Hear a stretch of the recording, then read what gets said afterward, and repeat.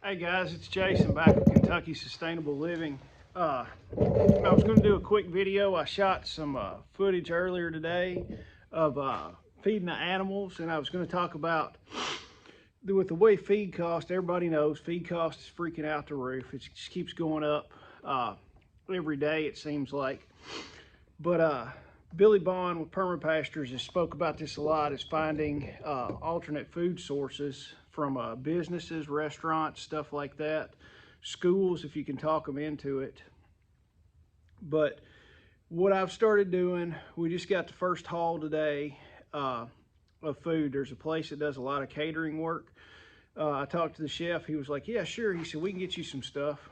So start feeding the animals that from this particular place. Today I got brisket, barbecue, pork, corn, tons of cooked corn, baked beans, got apple cobbler, and tons of grilled chicken for like fajita meat is what it looks like.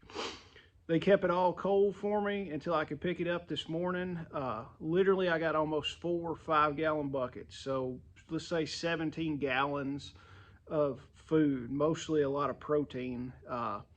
Your chickens will eat meat. A lot of people say chickens won't eat meat. By God, they are eating brisket right now as I speak, eating it and tearing it up. That and corn, eating better than a lot of people right now, I would say. The pigs will eat meat also. I fed the pigs. I've got video of it. I fed the pigs. The pigs ate Mexican tonight. They ate corn and fajitas is what they had for dinner tonight. But it literally, I spent about 15 minutes today running in there and picking that up. I took 5 gallon buckets with lids in. The chef brought me into the place and he is like, hey, there's the walk-in cooler. All those trays are all yours. Here's a spoon. Start dishing it out into your buckets. Spent 15 minutes doing that. It was like, thanks, chef. I appreciate it a bunch. Threw it in the back of the truck. It stayed cool all day until I could get home. Came out, fed the pigs and the chickens that. They were tickled to death with it. And it cost me 15 minutes of my time. And I was actually driving by that place today to go to the job site. So explore places like that. Hit up some of the restaurants, stuff like that. Hit those, see what they say. Honestly, don't tell them that you're feeding animals. Tell them that you're making compost. Because technically with our chicken tractor on meth, we are making compost. It's just not, it's going through one other step before we make our compost. So generally they will not give it to you if you tell them that you're feeding animals. So stretch it a little bit, say, I'm making compost with it, which technically it's not a lie, you are. Uh, Honestly, be prepared to hear no a lot. I've heard no 100 times more than I've heard yes. And I hit several places up. I tried to get the county school system to do it. It sounded like it was going to work. And then finally I talked to the head guy and he was like, it's probably not going to work just because of policies and logistics with it. I said, that's fine. I understand. I've got a small private school that is probably going to work with me on it. And we're probably going to do a learning, some educational stuff with it. Explain to the kids, the younger kids, we won't go in a lot of detail. The older kids, if they find it interesting, we're probably going to do some educational stuff with it. Show them what we're doing with the animals and more of a self-reliance and more of a permaculture aspect with it. I told the administrator of the school, I'm like, we've got a food forest that we've got planted. We've got all the strawberry plugs, the blueberry bushes out. I told her, I said, the kids could come out, look at all it. I said, we could probably provide some berries and fruit and stuff like that this summer for the school, or spring for the school when they're in season. She was like, that sounds great. So sell it as, if it's a school, a smaller school you want to do it with, sell it as a learning opportunity. And everybody wants to jump on the green bandwagon. Play the green card up a little bit. Even if you don't believe in it all the way, play it up a little bit. It'll really get you farther with a lot of these people. show them it's a source of recycling. I mean, essentially you are recycling stuff. Everything I picked up today was going to go in a dumpster to get thrown in a landfill. Now it's going to provide, with the chicken tractor on meth, it will provide compost for me. I'll get chickens, I'll get meat out of it, and I'll get eggs out of it. With the pigs that we're feeding, we'll get pork out of it.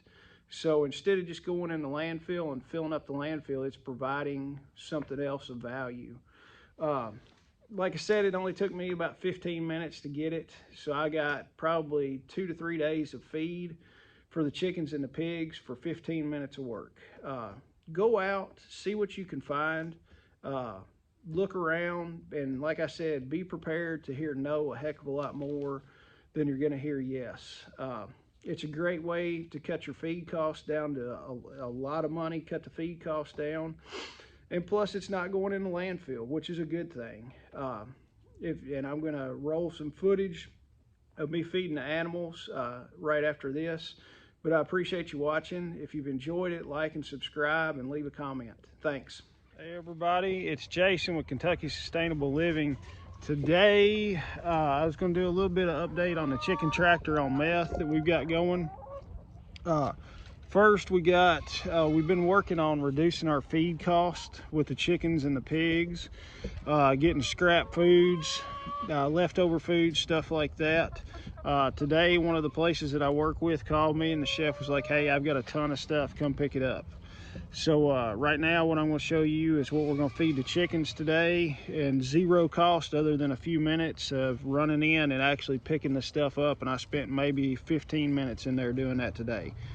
Here, and I'll show you that in just a second. All right, this is some stuff I picked up today from one of our partners that we're using. Let me spin the camera around. All right, as you can see, there's a bunch of corn in there. We've got I think that is, it looks like brisket to me, barbecue brisket. Yes, the chickens will eat meat.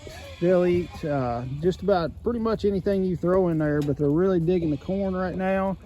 I would say by the end of the afternoon, most of this meat and everything will be gone. Now we're gonna head down to the pig.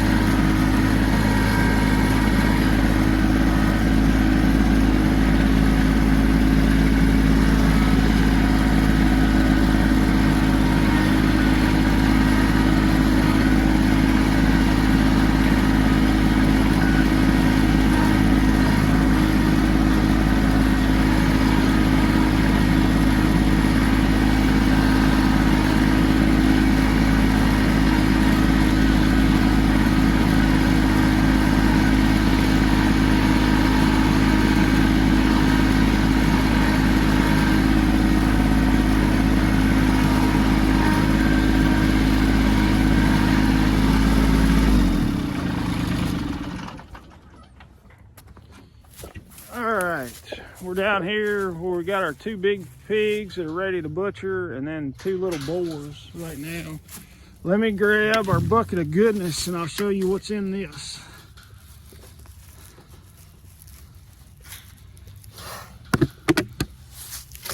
All right, that is all chicken fajita meat. And then I think there's baked beans and some other stuff in there. Let me get it dumped out and I'll show you. All right, I've got everything dumped out. In there was corn, chicken fajita meat, chicken tenders, a little bit of fried chicken, and the pigs are absolutely digging it and loving it. And like I said, it cost me about 15 minutes of my time this morning while I was on the way to work to pick this up. So essentially the chickens and pigs have eaten for free today. I've got 2 more bucketfuls of about the same thing that I picked up today, and more coming probably every other day or so.